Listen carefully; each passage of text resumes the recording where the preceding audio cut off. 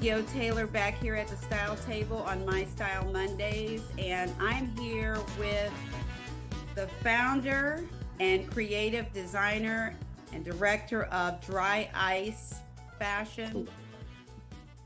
And he has an upcycler, you guys. You know, I've been talking about sustainability, but this young man, this creative, this fabulous person here sitting in front of us, he can make anything out of anything. He did a whole line last year with only a few zippers, you said? Is that correct? Yeah, like a few scrap pieces, just pieces left over from other projects. People donated some fabrics to me. I've made pieces from drapes. I've made pieces from torn jeans. Made pieces from towels. So yeah, just about anything. Wow. I so love creatives. I so admire designers because you guys can make anything out of anything look fabulous. So I have much respect for the art. So let me, first off, what drove you to become a designer? Um, well, originally I didn't even really want to be a designer. I've always been involved in art. I actually want to be a comic book artist. Huh? Um, and so I would always draw my characters with like cool clothes. And then come high school, we had to wear uniforms. And my mom would always buy me like very baggy clothes, never really fit me. And so I'd get made fun of. So I found her old sewing machine. And I taught myself how to tailor. And then once people like knew I had that talent, I was always getting booked for tailoring their clothes, making it fit them better. That kind of got me more interested in making clothes. And then when I got to college, I was the only tailor on campus. And I just started to tinker a little bit, and I just started to find like different scraps or just really find different concepts that really spoke to me and put those pieces together. Wow. And so you had a cult following on your college campus. I would say so, yeah. So from there, you moved to the Bay Area from the DMV area. Yep.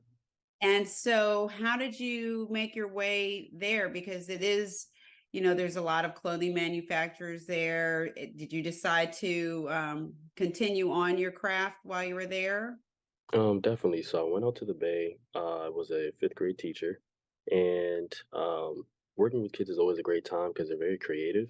And so once they found out that I made clothes, they would always draw in their sketchbooks or just a random piece of paper. So I had this one student actually, he drew in my sketchbook, and for Christmas I gifted him with the design he created because I just thought it was really nice. Oh Um, gosh. so yeah, like living out in the Bay, being from the DMV was definitely a great experience. I was able to network a lot.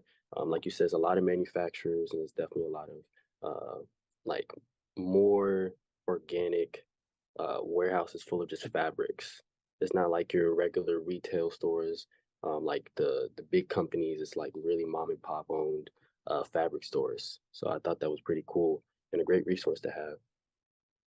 So when you said there's a lot of organic places where you can get the fabric, are these pieces that are donated for recycling, or are they just warehouses that actually sell the fabric? A little bit of both. So there are some warehouses that I had gone to where they donated some of the fabric, and then they also have pieces or like scrap fabric from just when they cut fabric off to give to somebody and they sell it, and they just have remainder fabrics. They do have those brands that have like just scrap leather or scrapped fleece for a discounted price, and when trying to work on a budget or trying to create within somebody else's budget, it's always good to be really cost efficient. So, Wow, that's amazing. That's definitely helpful. And I mean, do we have in the DMV area, are there resources like that here since you've moved back? to my knowledge, no, not really. It's actually very hard to find a warehouse, let alone like a mom and pop store that sells fabrics. You would have to go to like those retailers, those very corporate manufacturers. Um, and I feel like that takes away from it. On top of it, it can be a little bit on the pricier end, just because it is on a corporate scale. And I also don't feel like you make those same connections that you would with like the store owner as a loan, let alone like the store manager. I feel like it's a different connection that you make. Okay, and then it also what you were doing in the Bay Area was more about probably sustainability too. They're thinking about making sure that we're recycling these fabrics. They're not going into a landfill. Would you agree? Or I would say so, yeah. A lot of people, especially in California, have become very conscious of the environment. A lot of people are becoming a lot more privy to the fact that fashion is one, I think it's the number two contributor to climate change right behind oil. And so people are really just taking that into consideration and making sure that they're not being wasteful.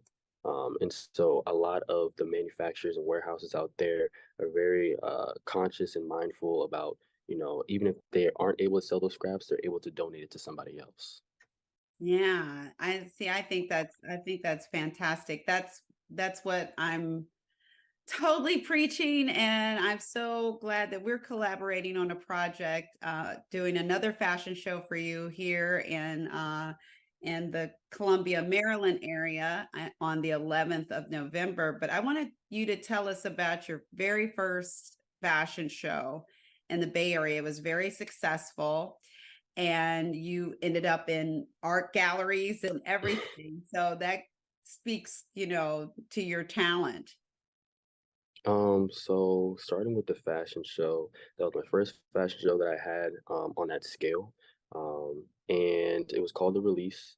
I felt like it was not only just a release of pieces that I had created, but it was also a way to highlight mental health, highlight mental fortitude, and then also mindful practices. People are always going through a lot of things, and they always tend to bottle it up. Especially as a creative, you can oftentimes deal with a lot of pressure, whether it be from society, interior. So I felt like it was really good to highlight being in a space where you can just be safe, enjoy art, network, and then just meet new people and enjoy the experience overall. And then just release whatever it is that you're dealing with. But from the clothing side, it's just something I've always felt was a huge milestone to have and to accomplish.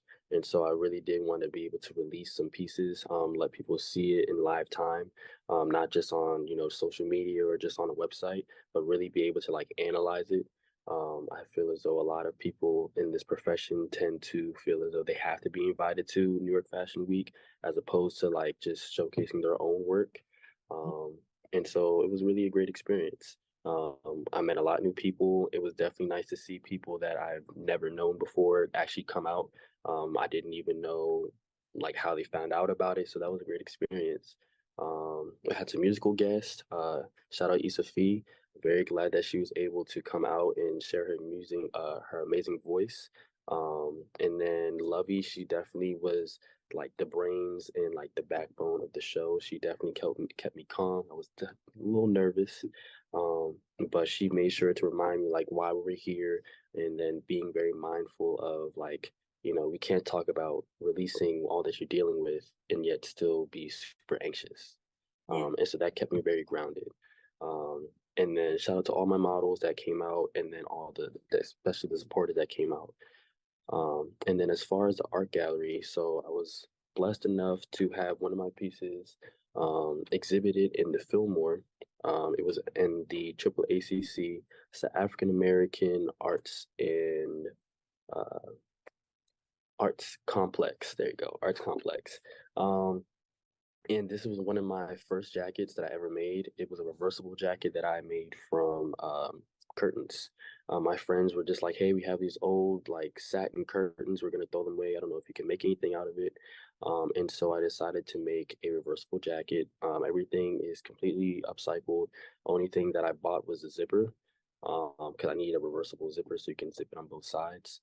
And yeah, it was definitely a little trying because I never did anything like it before. But like once I figured it out, everything was pretty smooth on there. I was even able to take it to France. Funny story. So I went to Paris. I was still learning French, so I didn't quite read the document right. So I thought I was going to a fashion show held by the school, but it was really an open house. for the school. And so I brought one of the pieces and I showed one of the professors, actually one of the head professors, and he was just like really like astonished. I didn't know if he was pulling my leg or if he was really like fascinated with it, but he showed some of his students, and they were just really analyzing the piece. So it was really gratifying to see people like from a whole other country just like really look at my piece with fascination. Um, and so yeah, that was a piece that I had, and that was like my first art exhibit with something that I made that I didn't even think I could make. Wow. Wow. That is so impressive. How impressive. How exciting. That must have been so gratifying and rewarding to see something that you've created that you didn't think you could create and have it come to life and have it admired and respected and showcased in an art gallery. That's fantastic. I'm so excited for the event that At the Style Table is hosting, a fashion show, you guys. Andrew is going to be there. We're going to talk to him. We're going to see a whole fashion show. Everything is upcycled. He's creating this whole line. We're going to have a great time. I hope to see you there. November 11th, location the 3rd in Columbia, Maryland. And it's from 12 to 4. There's going to be the fashion show and networking and learning, and it's going to be so much fun. I look forward to seeing you all there. Andrew's going to give us all of his information to contact him because he is a business person. And, and he is a designer. So he's going to give us his information so you can get in contact with him as well. Follow me on Instagram, Dry Ice Clothing. That's ice with two E's. On there, you can find the link to the show in the bio. You can also find me on the website, dryice.clothing.bigcartel.com.